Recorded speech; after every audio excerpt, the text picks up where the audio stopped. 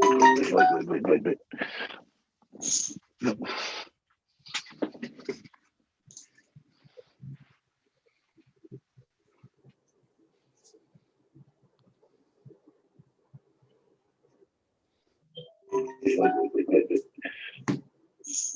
Wait.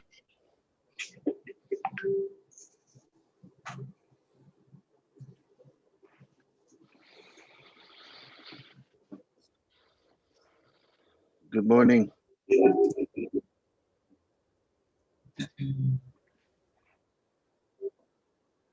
Hello.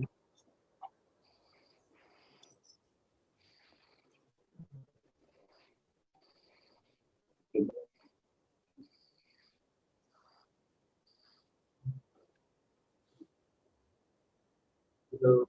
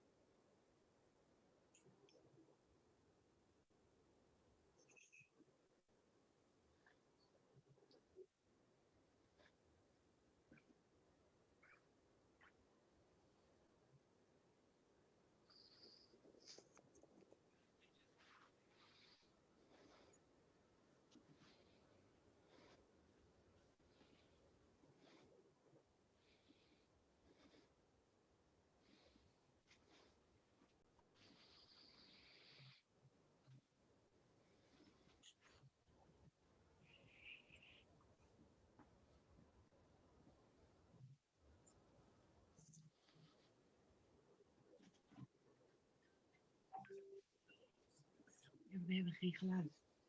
Dat kunnen jullie niet horen. Oké.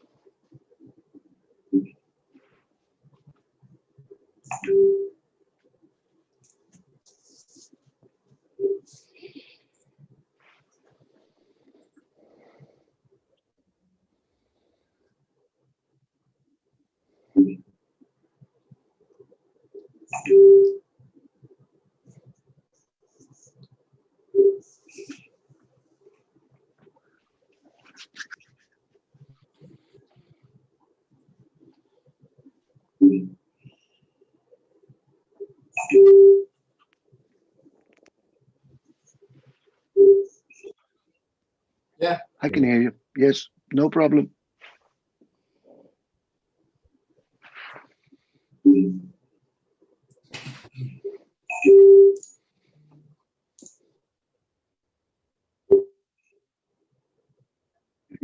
Yes, no problem. Oh my god. Again. Wait. Kan je ons horen, Rosanne? Yes, no problem. Oh my god. Again. Wait. Kan je ons horen, Rosanne?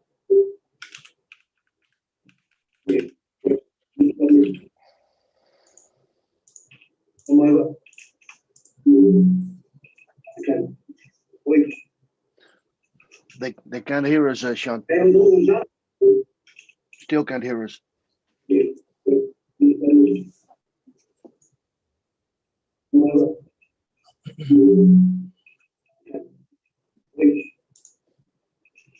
can't hear us, Sean. Still can't hear us. They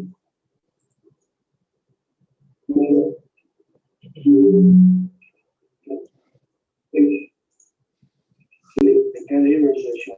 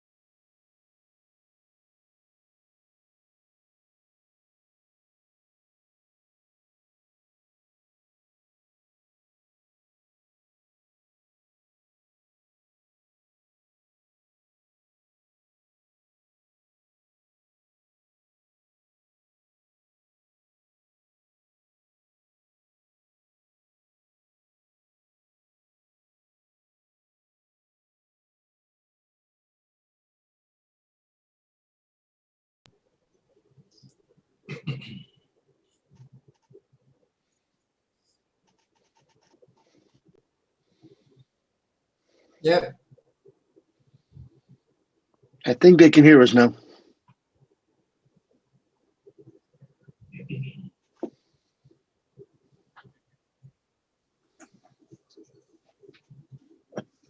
But there is some kind of delay, right? Yeah. Some lag. They can hear us now. Seems like it. Some lag.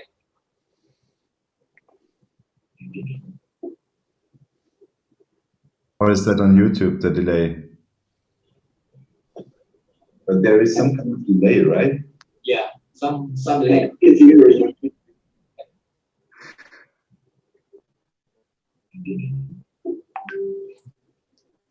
Or is that on YouTube, the delay? But there is some kind of delay, right? Yeah. Some lag. They can hear us now.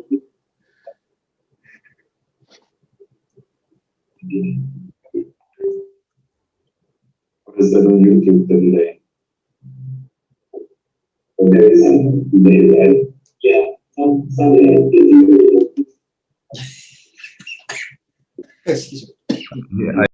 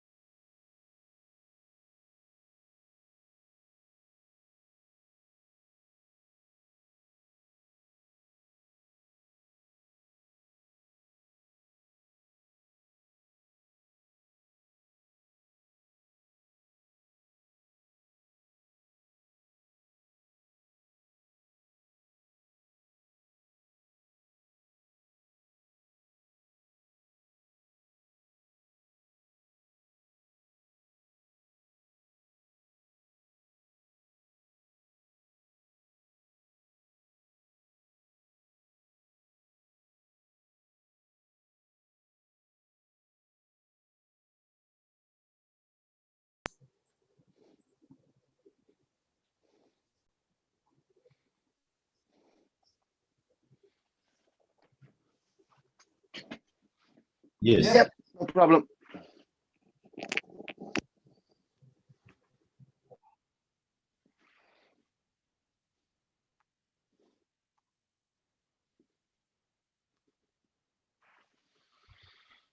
Yes. Yep, no problem. Still some delay, I believe, in the Yes, sound. Mhm.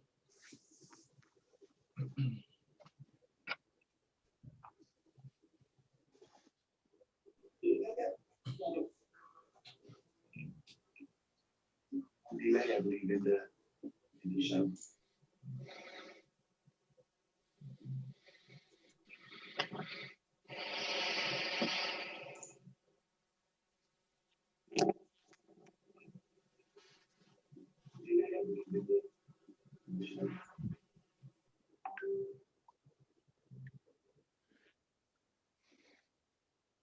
Yes. Yes.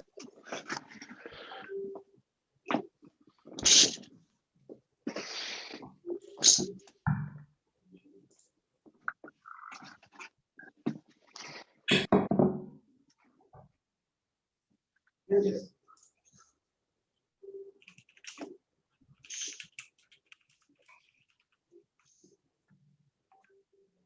Can they hear us on YouTube now?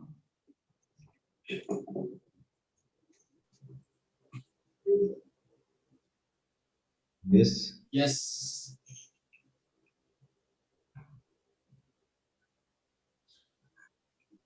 Now?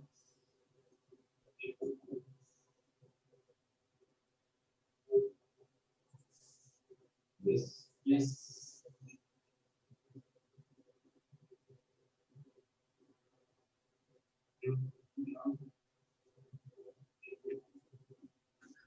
We keep hearing ourselves with a delay of a couple of seconds, I think.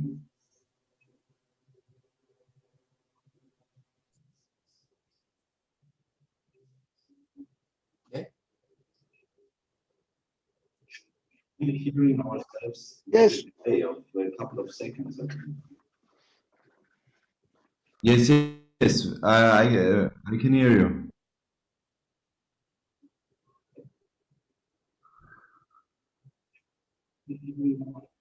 Yes. Yes, yes, I can hear you.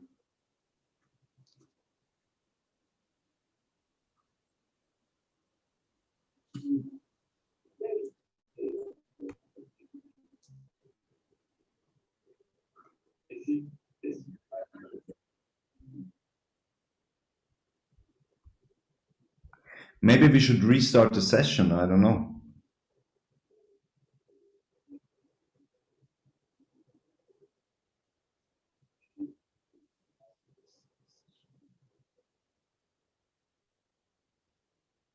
Maybe we should restart the session, I don't know.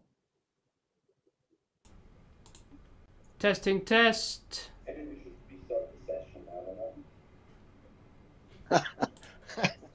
How is it to hear yourself, Boris? Okay, here we go.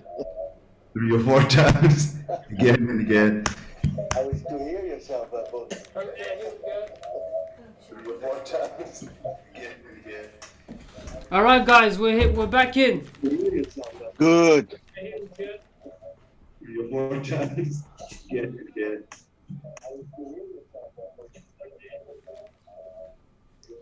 Guys, can you hear me? Yes. Yes. All right, guys, we're back in. Good.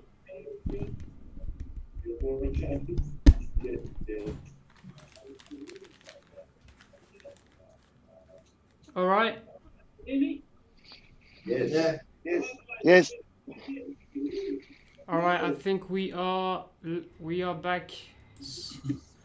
We are good to go. Is there a delay because of somebody having speakers on or something? Yes. Has everyone got their have you got speakers on, guys? I have the earplugs. The So earplugs. I mean, I can also take my AirPods, but Yeah, no problem, right? To have the speakers on, just to do. there'll be feedback. Yeah, so if you put your headphones on. I have the earplugs. Okay. mean, I can also take my AirPods, but no problem, right? Hello? Just a bit. Yeah, we Still can hear Can you you. hear me? Yeah. Yes? Yes. Great. Okay, guys. Wow. Okay. Well, that was a great start. All right, guys. Well, let's take it from the top. So, thank you guys for joining. It's been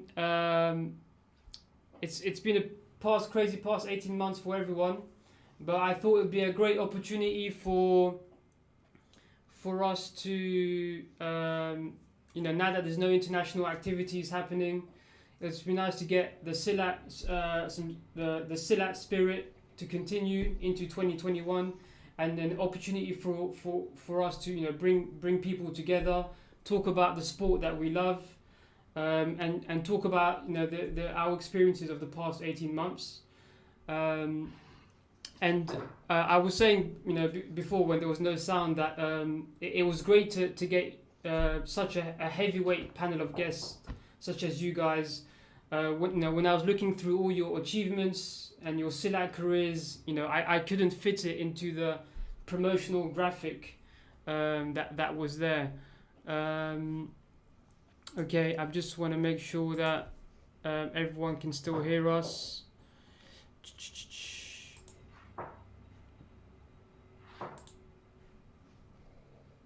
Just bear with me a moment.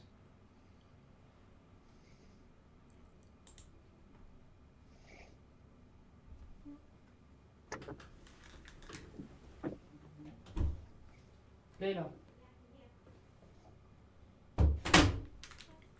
So yes, when I was looking through your achievements, like amazing, the amount of tournaments you've been to, the amount of countries, and we're not just dealing with athletes here, but we're dealing with coaches, we're dealing with gurus, Wasit juries. So you guys have a wealth of experience, and it'll be amazing to tap into that during this podcast.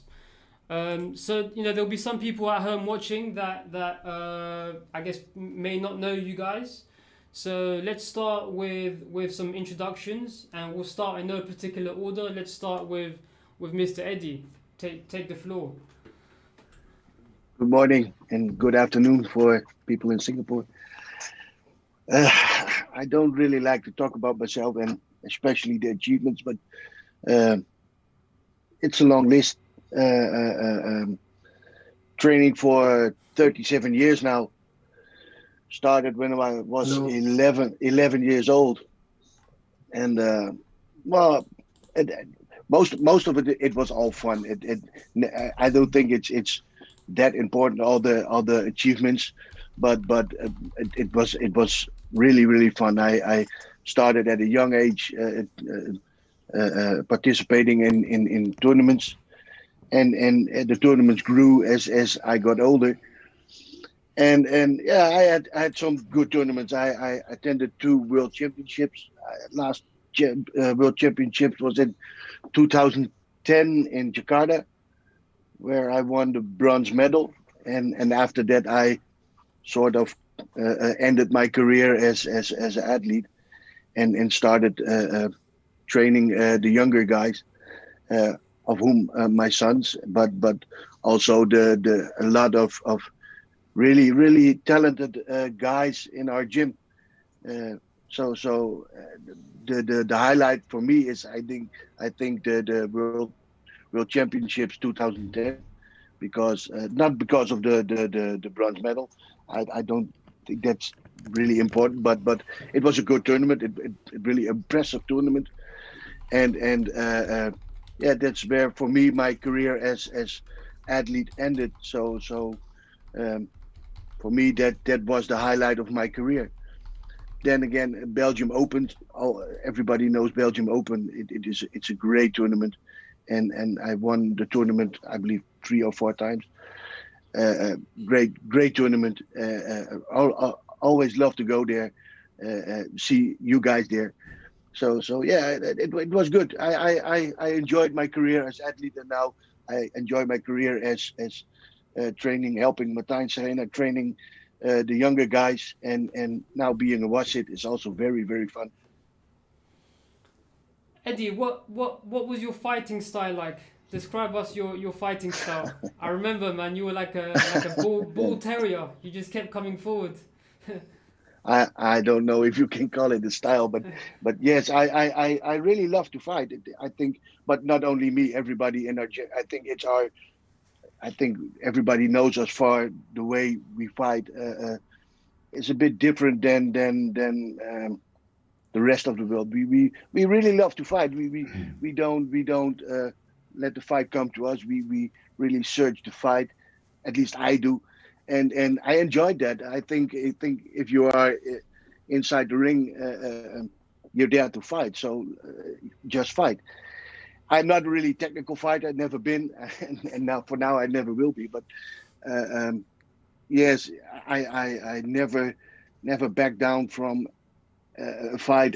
Of course, in over time you try to put in some more technical things, and by watching videos all over the world, and taking your share out of there. But no, I just went in there and just fight, and like you said, they called me like a tank.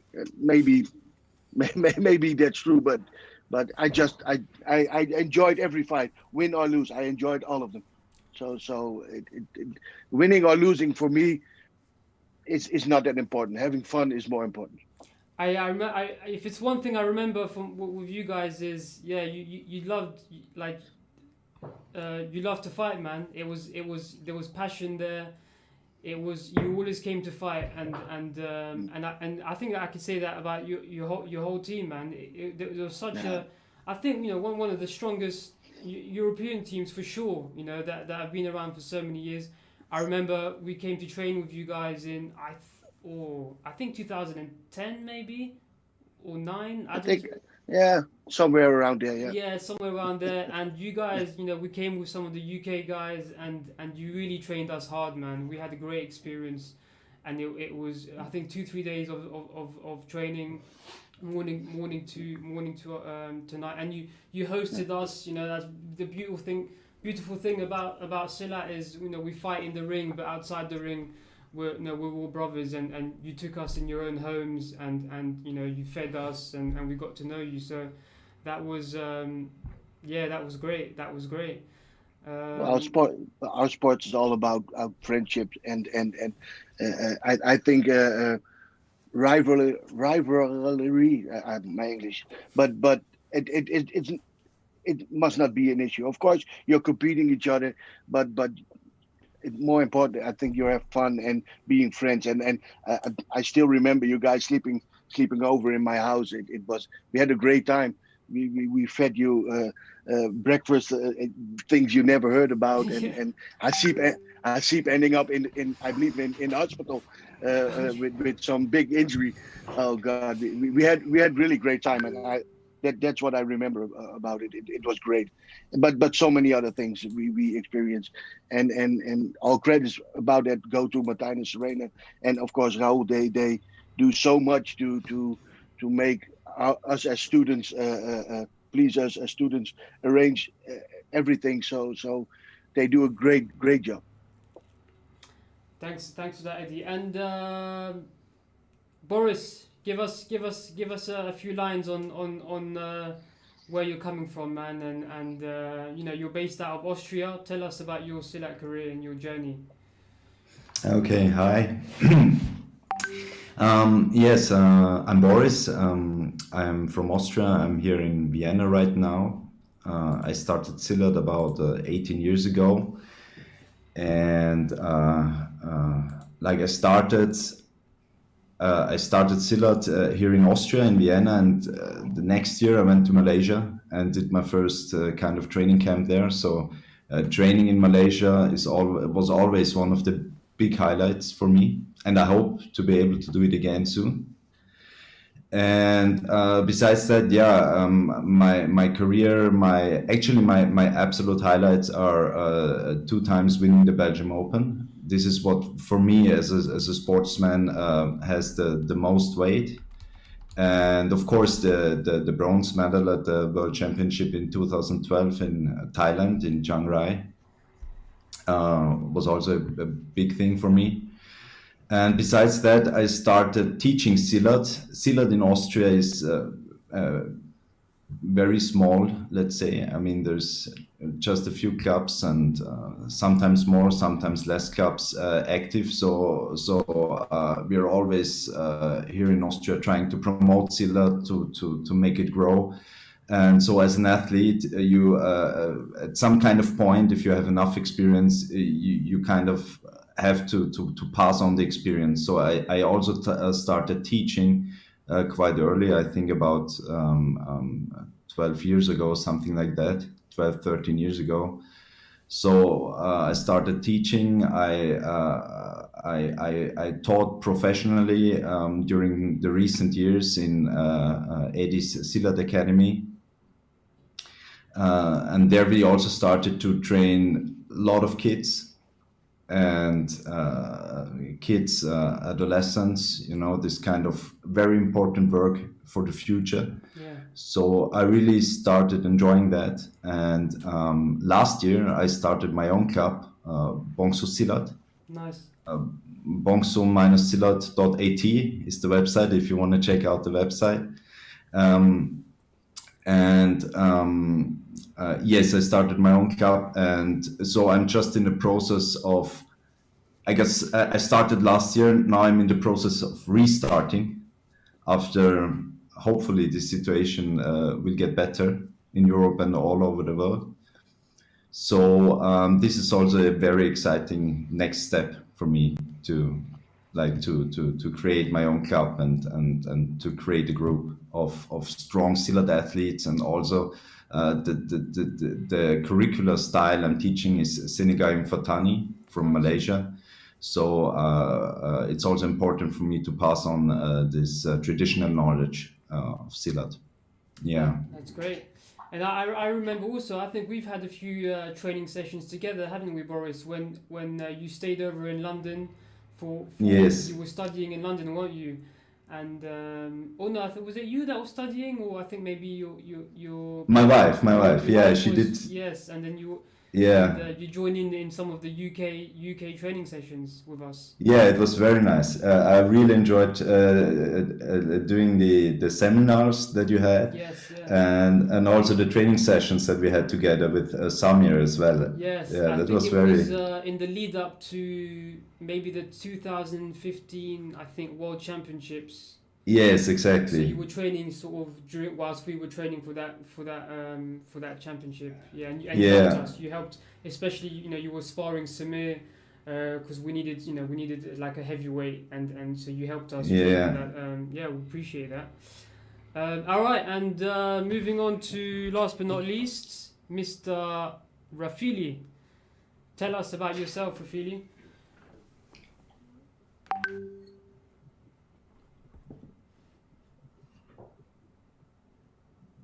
Oh, can you hear us?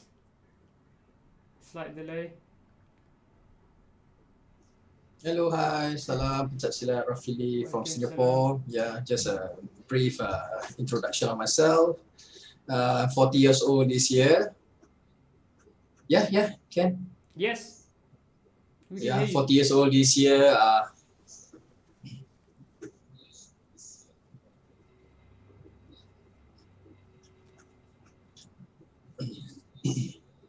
Yeah, I've been practicing Silat from at a very young age. Been practicing Silat since I was young, 4 or 5 years old. My late dad was the Grandmaster. He passed away about 3 years ago. So from a young age, practicing Silat until I was called up in the national team. Then compete fighting ever since. Went to Europe in the year 2000. Then where I met all the European fighters. It was definitely a good experience. whereby an Asian country, yeah, whereby we fight at our own climate. So it's quite an experience. When in 2000 we fought in Belgium, that was my first competition. I can see all my fellow fighters, we had difficulty adapting to the temperature and the weather there. Yeah, so it was a nerve-wracking experience, whereby when we fight, we have to put on a lot of t-shirts and jackets because we are unable to adapt to that cold weather. Yeah, so we remembered we all close together when we train. I think this is terrible because I think some of the European fighters, they are like so cool warming up, but us, all the Asian fighters, right, we are trying to find the most warmest corner whereby we can really warm up. And because when we always warm up, we used to sweat and we feel good, but when we try about 15 to 20 minutes, there's no sweat, and how are we gonna fight in the competition? Yeah, we do make a lot of friends,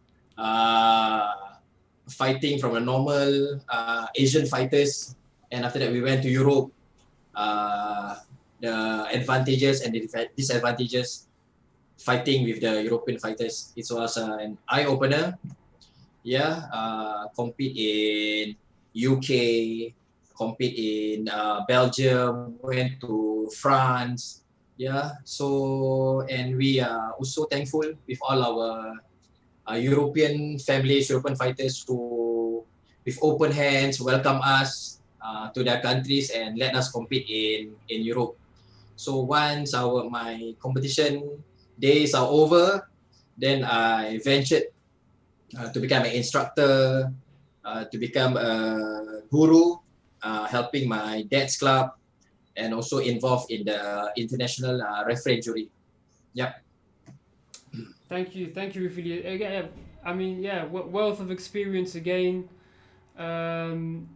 I remember when I first my first introduction into sports Silat was at the Belgium Open in 2002, I think, and I think the only Asian team there was Singapore, and I remember seeing the likes of yourself, your brother, the late Kadir, fighting, and I was absolutely that hooked. You know, you guys hooked me. Correct. I think you're one of the first teams that really like got me into Silat when I watched you guys fight. I thought you guys were like superheroes.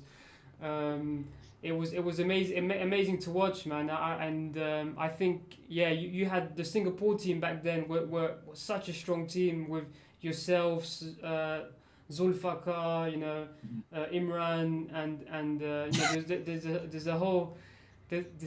there's a whole whole bunch of you there that just amazing athletes to watch. All right, guys. Well, thanks for those intros again. Some Yusuf. great some go for it, Rafili. I know there's a bit of a delay with Rafili, but we'll give him a few seconds to respond.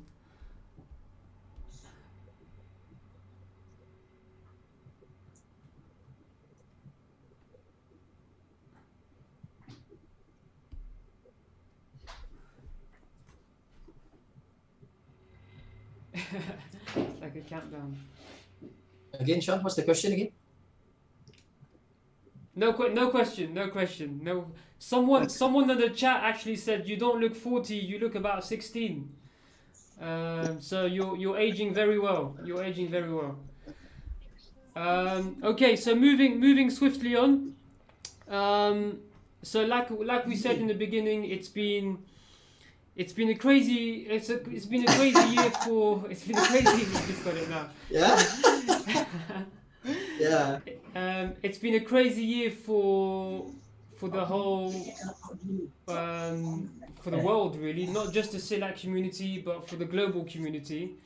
It's been, COVID has hit us hard, and it's hit. the sport that we love so much. It's all international competitions that have been postponed.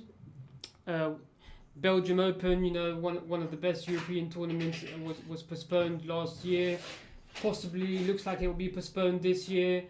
We were supposed to have the World Championships last year in Malaysia, from what I recall, in December.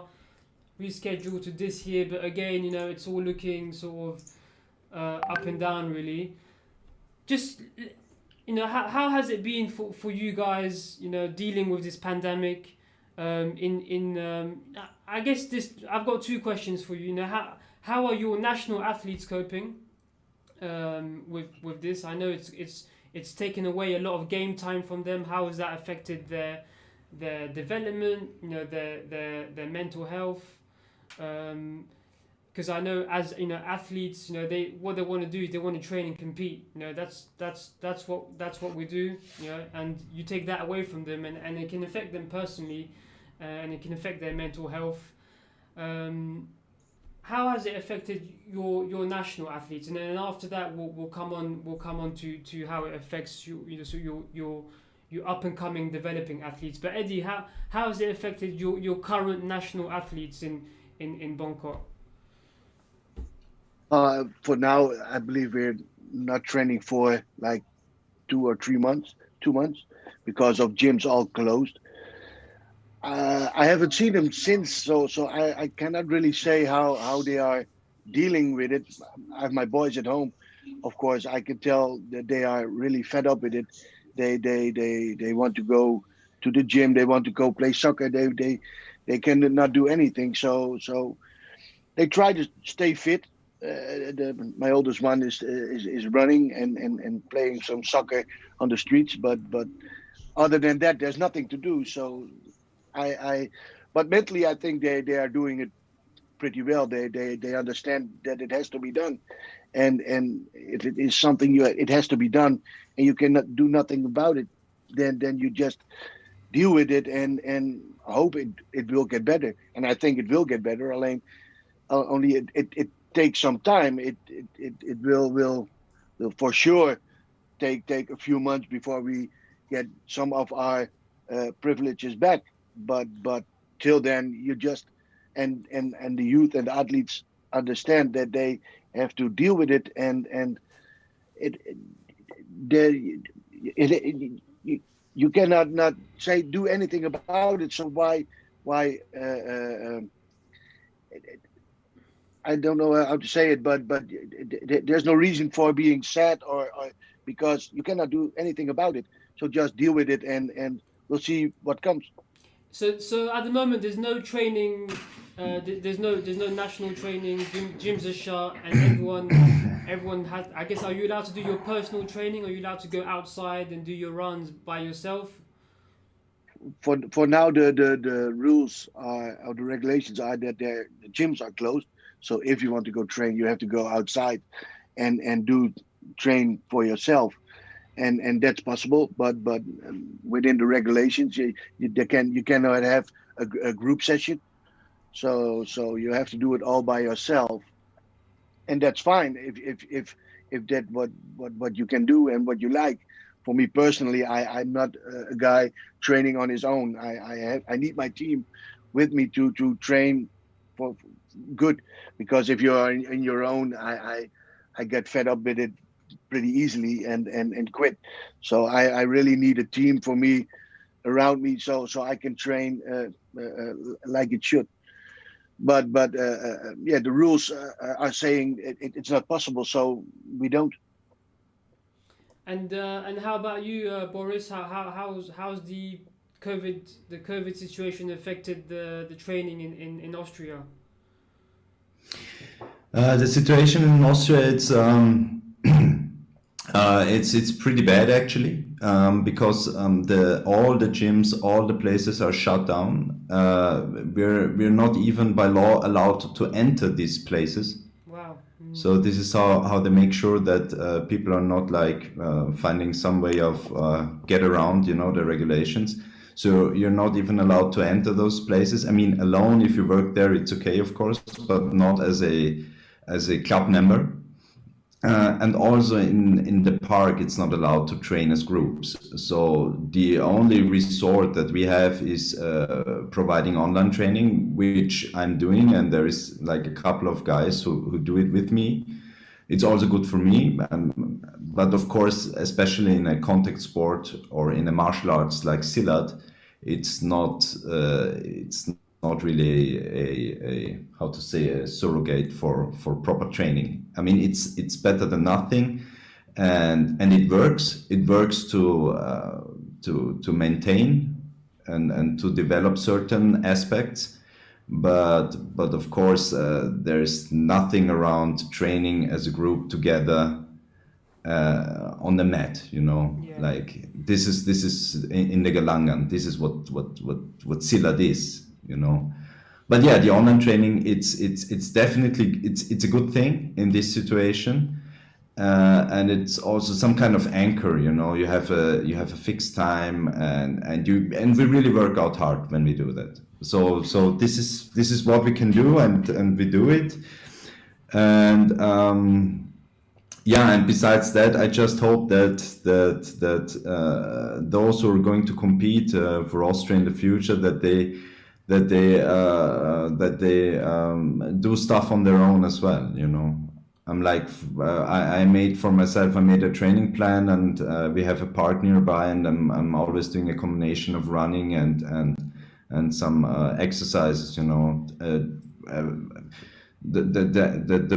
the physical aspect is one, but the other thing, of course, is the mental aspect. And there we know how much we benefit when we move, when we do sports, Yeah. when we do Silat. Yeah. And I guess So maybe- yeah, sorry. No, I was going to say maybe that, you know, what you know, despite it, you know, looking quite bleak for us all, I guess, you know, with training sort of stopped and gyms closed. I guess, you know, if there's young Silat athletes watching this podcast, I guess what we can encourage them to do is, you know, find ways of being resourceful, and if you can, go out and train, you know, by yourself safely, and keep your, you know, keep that keep yourself fit as much as you can, and you know, it's important to be consistent, right, and to do some form of training, because as we all know, like that training for athletes and even sort of non-athletes, just you know, people trying to keep fit, it's important to keep that physical activity as consistent as possible during such hard times, because that is always good to sort of combat you know, the anxiety or the thoughts, the negative thoughts that we might feel during you know, these kind of times. So yeah, thanks for letting us know, Boris. And how about you, Rafili? In you know, in Singapore, how are the national athletes coping out there? I know you guys have a you know, more of a sort of maybe like a wider pool of professional athletes. Have they started training yet? How are they? You know, I've spoken to a few. I was speaking to Sheikh last year, and he was telling me how they were able to continue within certain restrictions. But what's your take on it?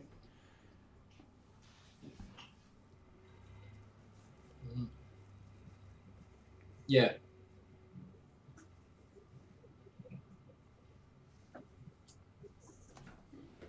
Correct. Yeah, well, in Singapore, yeah, it's still very strict measures are still taken, okay, whereby all the athletes have to be socially responsible. Yeah, we still have to wear our masks, and we have to record all our temperatures before we conduct all the trainings. Yeah, it's can be quite extreme, okay, whereby now we train in groups of 8.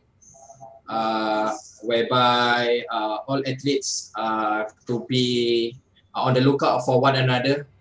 Yeah, so yes, we train in a big space, and yeah, but in terms of contact, it cannot be quite extensive.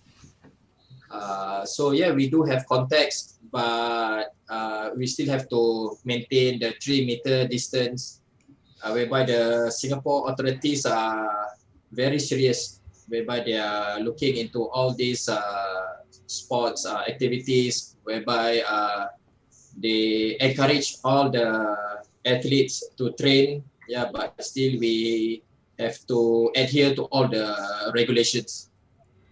Okay. Okay. Yeah. So yeah, it's. I guess it's the same everywhere. It's all happening. I mean, it's. I guess maybe in Singapore it sounds like there's some form of training happening, but under very tight restrictions. Um, but I guess the good news is that for us in the UK, they've started rolling out the vaccine, and hopefully that's a sign. That's a step forward in the right direction. For I guess Correct. that we will we'll get out of this. Hopefully, in the next 6 months, we'll see a loosening of restrictions and gyms reopening. But yeah, so let's hope we can 2021 sees the end of this and we can go back to the sport that we all love. All right, so thanks for moving on. And I know. So last year, I think it was the middle of last year, there was quite a few big changes in the international Silat world. It's a big talking point for many of us, and we've all had our own interpretations of it. But we saw the announcement and the launch of the new sport Silat rules. It's I think they were. I can't remember. I think they were announced in June, July, and there was a series of webinars that all the federations were joined up to, and they were spoken through the new techniques, the new rules, and the new changes that it will bring to the game. From what I haven't been to these seminars, but I've spoken to people that have been to the seminars, and I've spoken to a few people here and there, and from what I gather, it's these are really going to be they're really going to revolutionize the way the Silat the current Silat game that we're familiar with, and it will. I'm sure it will it will have its benefits, but it will also have its challenges. So I guess my question, my general questions to you to everyone is, what are your first impressions? What are your impressions with the new rules? And Eddy, I'll start with you. Tell us about what I think you attended some of those webinars. What was your first impressions, and how do you think it will change the game? Where do you think there will be challenges in terms of adopting these new rules? Well, my first impression of the rules were actually I find it very interesting because it sort of suits into the way we train and the way we always train. So I think it's getting very, very harder physically. So if you see some of the techniques, they are well, shocking at first, but then again, if you look at the training, sometimes you already used it in training. Then again, there are some aspects of new regulations I find a little disturbing, like kicking to the back of the knee, kicking to the back, and I think we have to ask ourselves, do we also let our youth fight under same regulations? Because that's actually the only concern I have is from which age do we let our children fight like the new regulations? Because I love my children, and do I really want to my boys are older now, but do I want to let a 12-year-old boy or girl fight under these regulations? I that's the only thing of the new regulations I find a little disturbing and I have questions about. But then again, if you want to try something new, you only find out how it works by trying. We can all talk about how some regulations are maybe weird, too hard, or maybe inappropriate. I don't know how you call it, but by trying, and so I hope very soon we start having competition again, so we can try out new regulations. But on the other hand, you have for the national federations, they are now have to digital scoring is a very expensive thing you have to get in your federation. Some other regulations by clothing and it's very difficult, I think, for some federal federations because of lack of money. But I think that is something we can work out. It must not be a problem.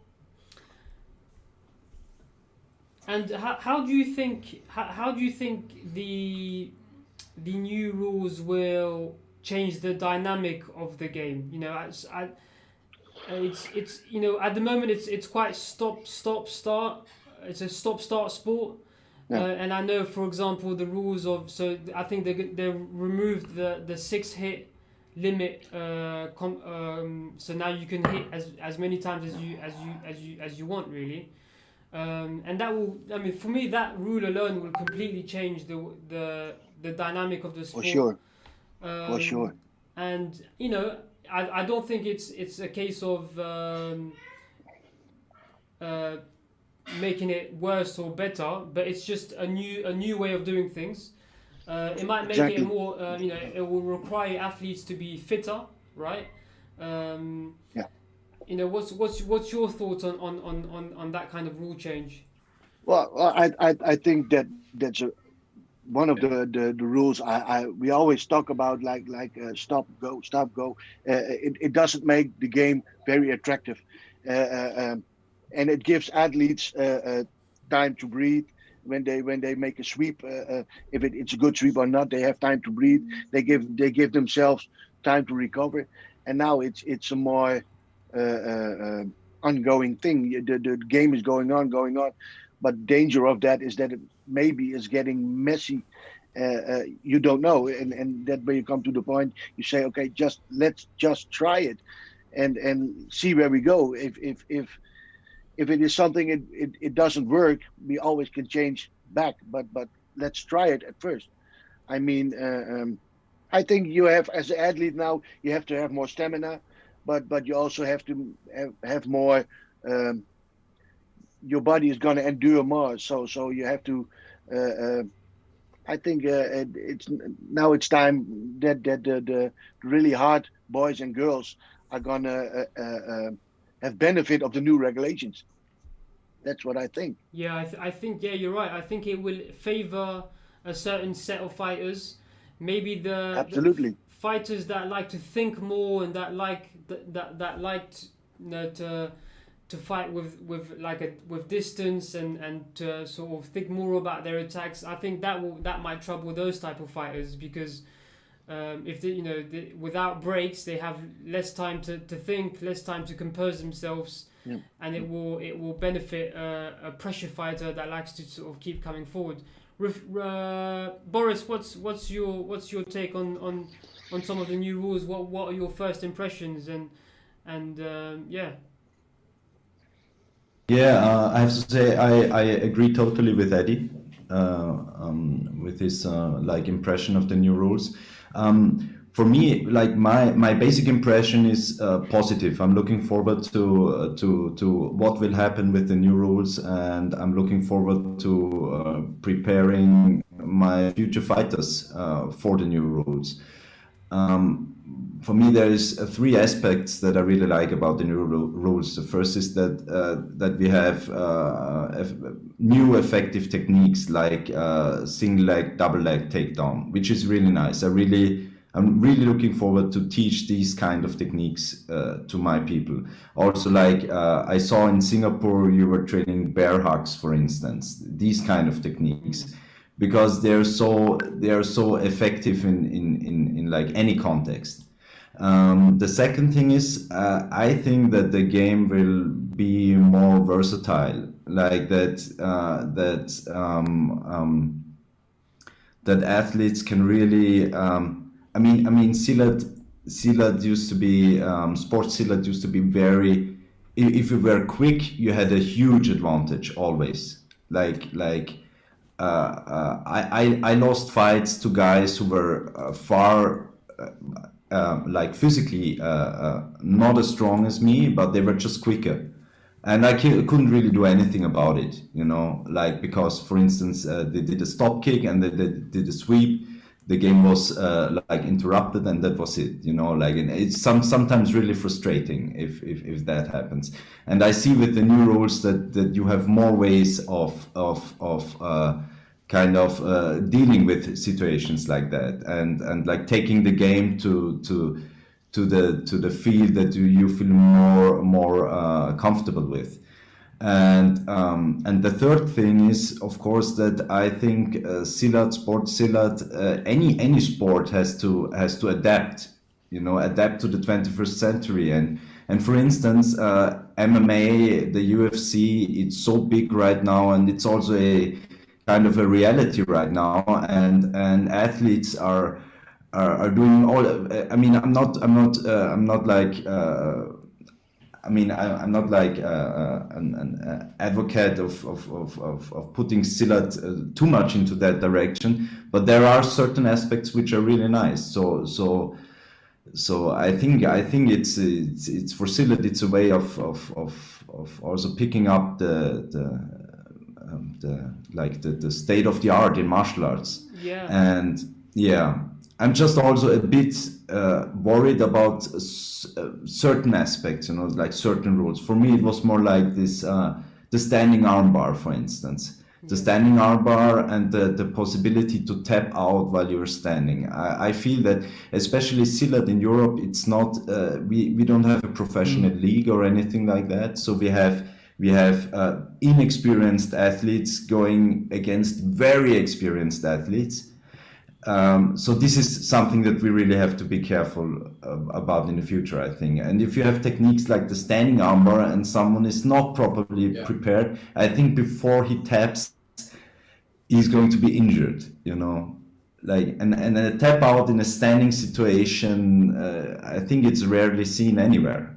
So this is something that I personally am worried about, but I feel that we should certainly, like Eddy said, give it a go, and yeah, and I can remember that in the seminar, in the very, very well organized and good online seminar that has been given by Silat, that it was explicitly stated that this is some kind of a work in progress. These are the rules now, and it's going to be adapted during the coming years. So this is positive. I'm definitely looking forward to it. You made some great points about changing and sort of adaptability. I guess it's. The change is always a good thing, right? As long as it's heading in the right direction. Yes. But yeah, I've also heard similar concerns from others about how, especially a lot of people in Europe are amateurs, and if you're attending international tournaments where you are competing against some of the best athletes out there and the professional athletes. There's how is that going to play out? There's if you have a highly trained athlete that's coming down to Belgium Open, right? And Belgium Open, one of the best tournaments in Europe, but if they get drawn against someone that's just started, you sort of could get away with it with the old rules because you don't have those standing arm bars and submissions and but now with those rules in, and you have a real newbie and a professional athlete, I could see where that could create some concern. Rafili, it would be great to get your point on it, especially as as you know, one of the most, probably the most decorated fighter on this panel, and you know, you've SEA Games gold medalist. You know what you've been at. You've operated at world status, world international competitions. You're international Wasit. Tell us what your thoughts are on the new rules. You know, would you have liked to have fought with these new rules back in your day? If you know, if what's your first impressions? And we'll give it 5-10 seconds for his.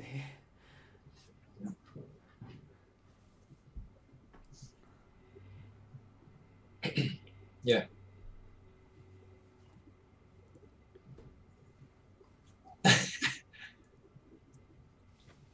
Okay, as much as we want to promote Silat to a wider spectrum, and we want people to enjoy Silat, I think during our era, we fought with our own kind of style, but once the new rules and the new regulation has been take place and it's been already been official, what has been mentioned by Boris, we need to adapt and adopt.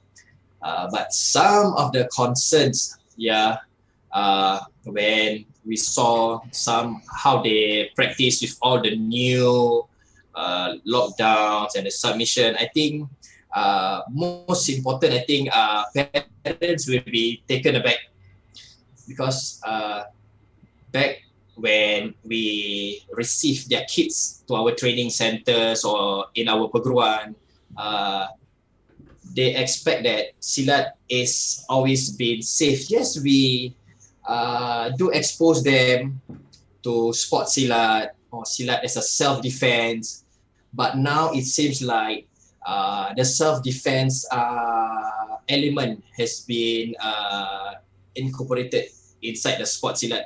So some of the concerns that has been questioned by some of the parents is about the sport safety, whereby when I send my kids for training or when I send my kids for competition, will my children be back safe?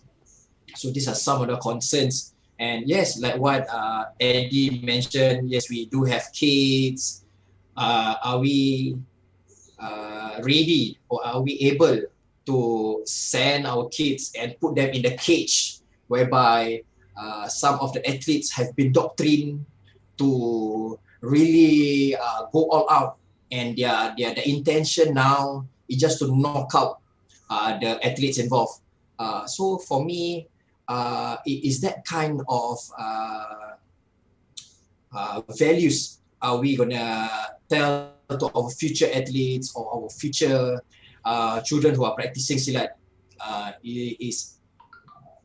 Is just being aggressive and not just by having that winning mentality is just the only way of Silat. I think these are some of the areas that I think we should look into, and if it's really ready, when whatever the outcome is, when the first competition, whereby the new rules or the new regulations has been in place. Yeah, I think from what I remember, I think, if I'm not mistaken, if the World Championship in Malaysia goes ahead this year, it will be the first time where we see sort of the new rules, in display, which will be quite a tournament to see it, to see those new rules straight into a World Championship. I think. I mean, that's diving straight into the deep end right there. But it will definitely be interesting to see. There was an interesting comment from one of our guests on YouTube. True. From Diana. Diana, thank you for your comment. She said, change is good, but the identity of the sport must be guaranteed. And she doesn't feel that she sees that in the new rules. What's your thoughts on that? Do you feel that the new rules might change what we know to be, sports Silat? Do you think it will change the identity? Silat is the way I see Silat, it's a very technical game. It's a chess game. yes, it is offensive, but it's at the heart of it. It's it's a real thinking man's or thinking woman's game. It's all about distance and counter attacking, and it's a whole range of different techniques. It's not just a brawl really. Do you feel that the new rules might introduce this as Rafili said it as Rafili said it, this sort of this aggression, or this that might just take away the essence of what we understand Silat to be? And that question is for anyone. That's I think I agree when she says change is good. Of course, I think everything changes, and so does our sport. I don't know if I agree with the part of changing identity. I still believe it still is Silat. Only it changes, and you we all change. We all have to go with the how you call it, go with the flow. If things change, you adapt, and of course you don't have to be happy about it. I'm not happy with some of the rule changes, but I think if you are not willing to adapt, you then maybe it feels like the identity is lost. Then again, I think there's a big part for the Wasit jury to be educated well, and be have good knowledge of regulations, and I think the world federation has how you call it, and they are responsible for that. So we have to be good informed, good trained, good have lots of refreshment courses, and I think they are willing to do that. So for now, I don't see any problem in the changes. Maybe I understand what she means, but I don't see it like that. Anyone else? Yeah, I would like to say something about it as well. I just feel that the point of you mentioned, Sean, that it might get a brawl without the six attack rule, six attacks in a row. But for instance, if you watch Muay Thai or also MMA, if the athletes are prepared well, it's not a brawl either. So I think you can still in Silat, you can still get the time to think, and you can still keep the distance. You Yeah. just have to be prepared well, you know. So I think it will still, I think it will be as mentioned before, I think it will be more versatile, you It's know. down to the fighter, isn't it? It's Yeah, it's yeah, the way they exactly. interpret it. Just because you can hit 10, 20, 30 times doesn't mean you will. Yes. Doesn't mean you have to. Yeah. Yeah. That's Yeah, I don't think, for instance, I thought about Kyokushin karate, because they're just similar to Silat in the way that they are allowed to punch only to the body, I think, Yeah. but they are allowed to kick to the head, and they have these punch exchanges, these crazy punch exchanges to the chest and to the Yeah, I body. saw that. Yeah. Yeah, but I don't think that's gonna happen in Silat, because it remains a combat sports, point combat sports, you know. So athletes will still try to make points. They will win by points still. Okay, maybe there is more possibilities to get to a KO or technical KO, but it will still. I think making points will be the dominant way of winning fights. So I don't think that this storm of fists is going to happen. I think there was a good comment just now on YouTube also. I think they said that it will even out the playing field, it will allow those sort of aggressive fighters to maybe it will play into their to their game. And you won't necessarily have to be super technical to have a chance to win the game. And I remember seeing, I think the middle of last year, I remember seeing videos of Malaysia, they were having they were trialing the new rules, and you know we all know one of the best champions, current champions out there is Jufri.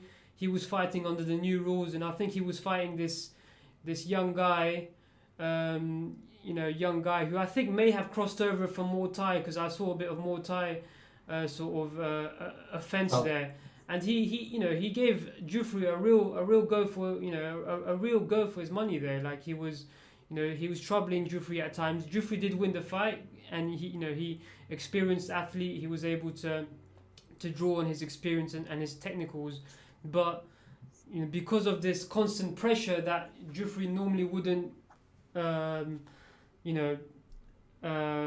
be used to, it really put him in a tight spot. Rafili, what's your thoughts on those comments?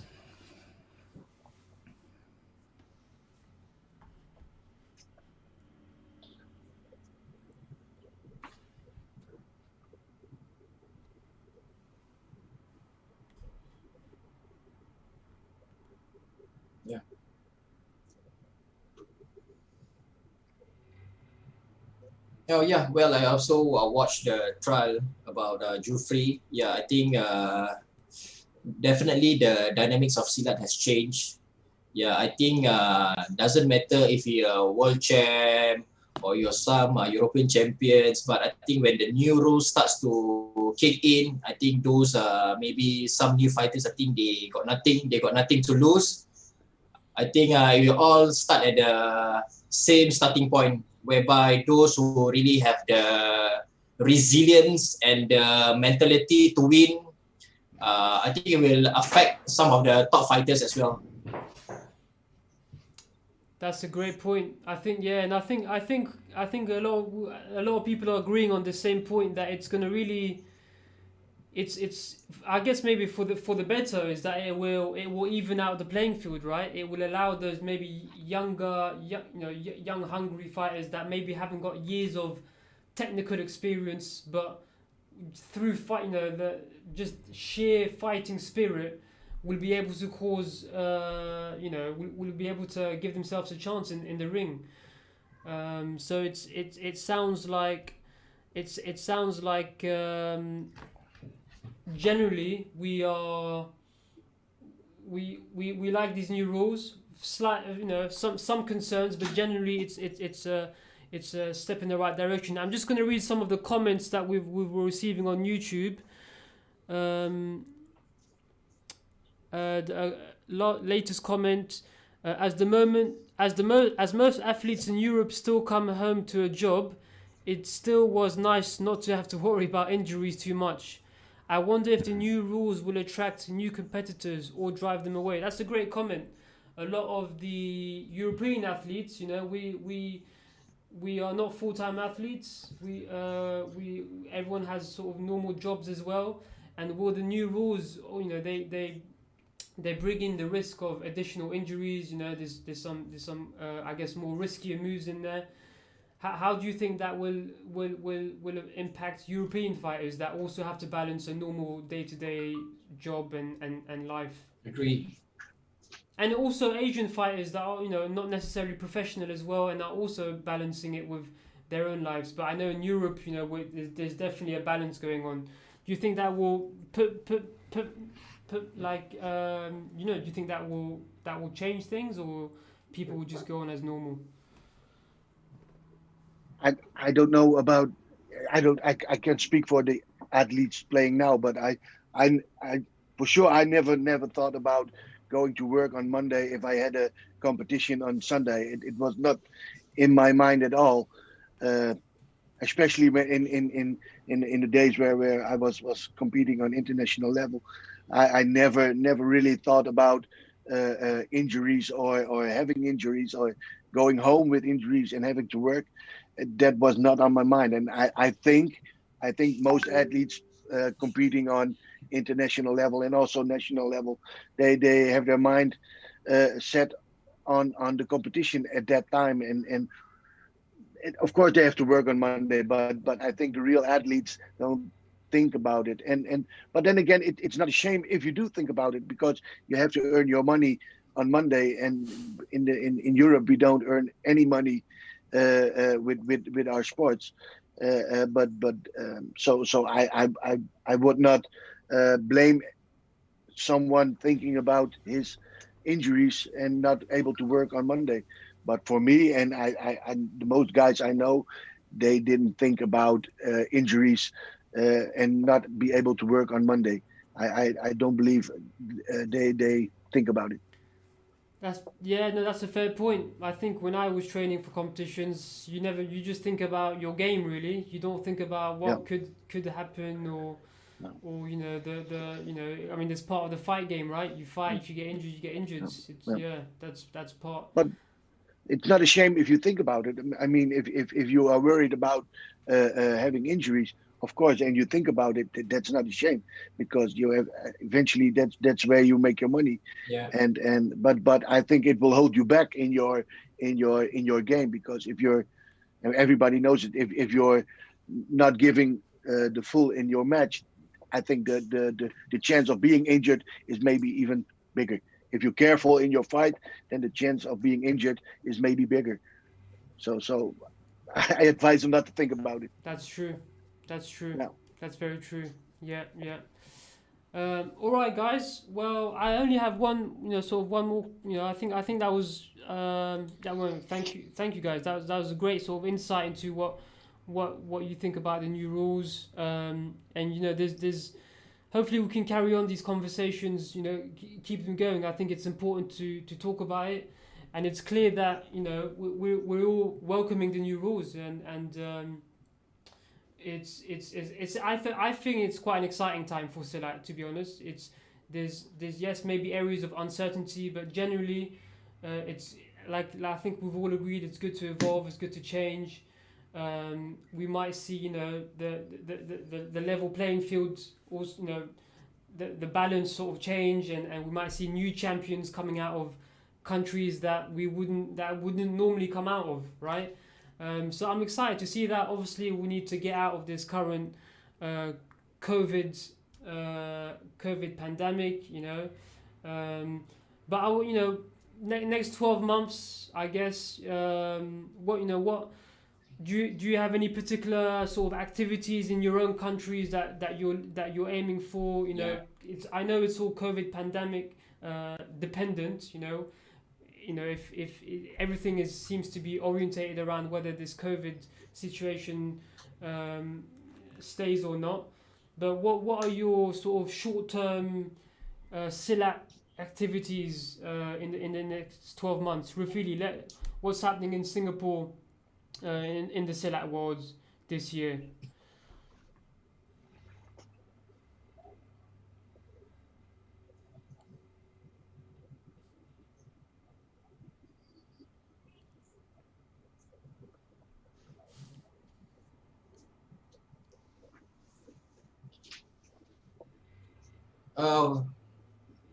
Yeah.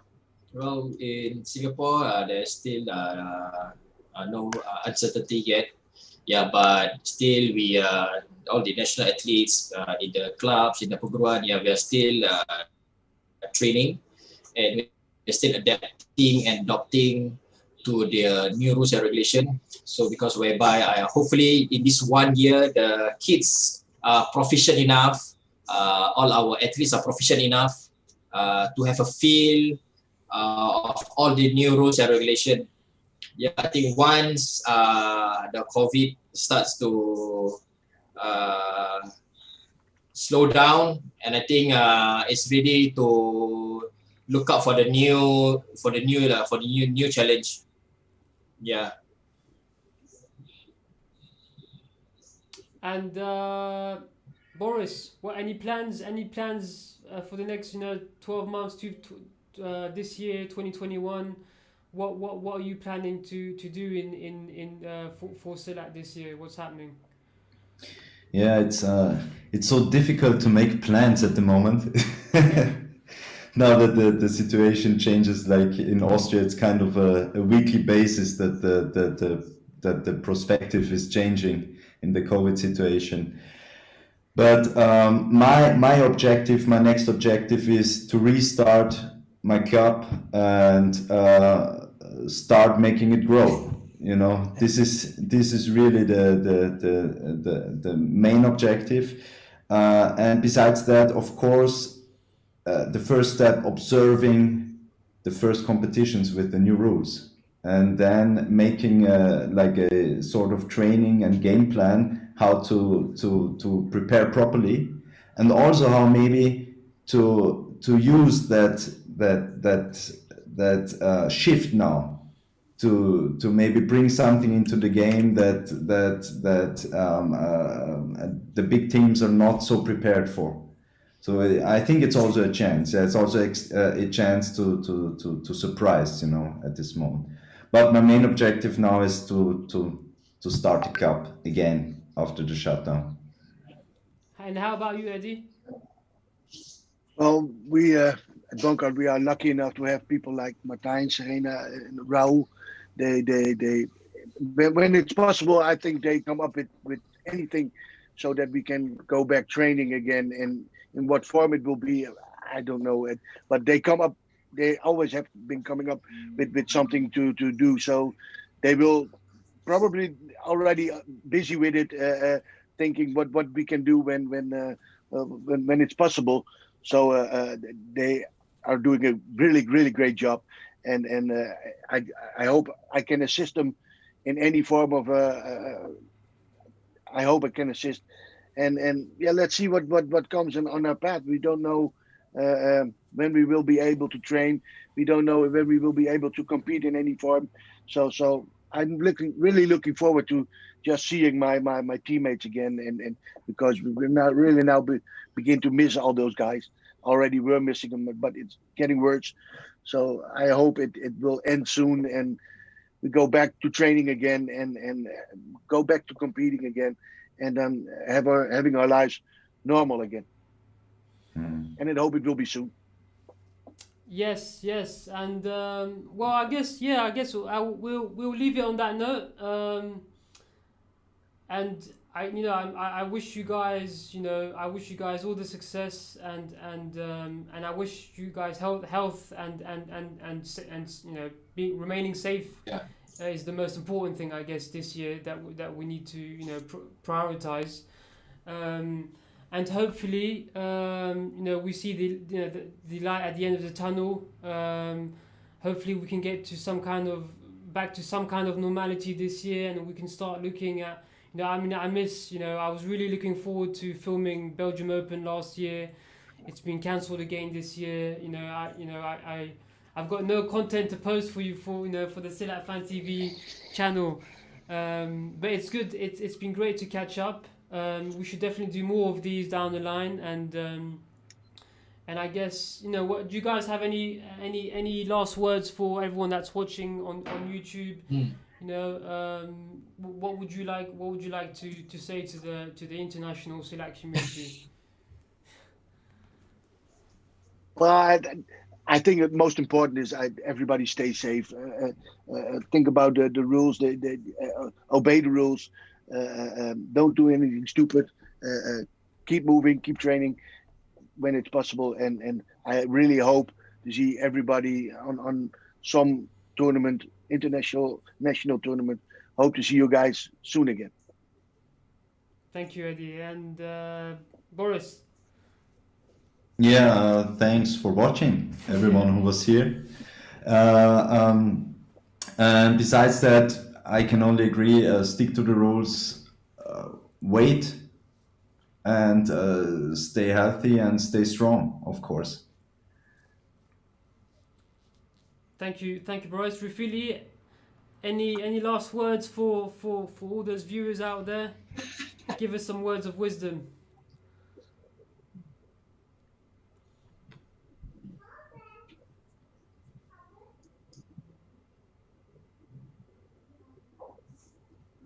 Yep. As for me, stay safe.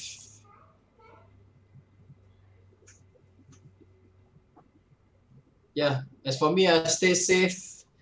Keep ourselves healthy. Always boost our immune system. Yeah. Train hard. get all the necessary information, the correct information about all the new rules.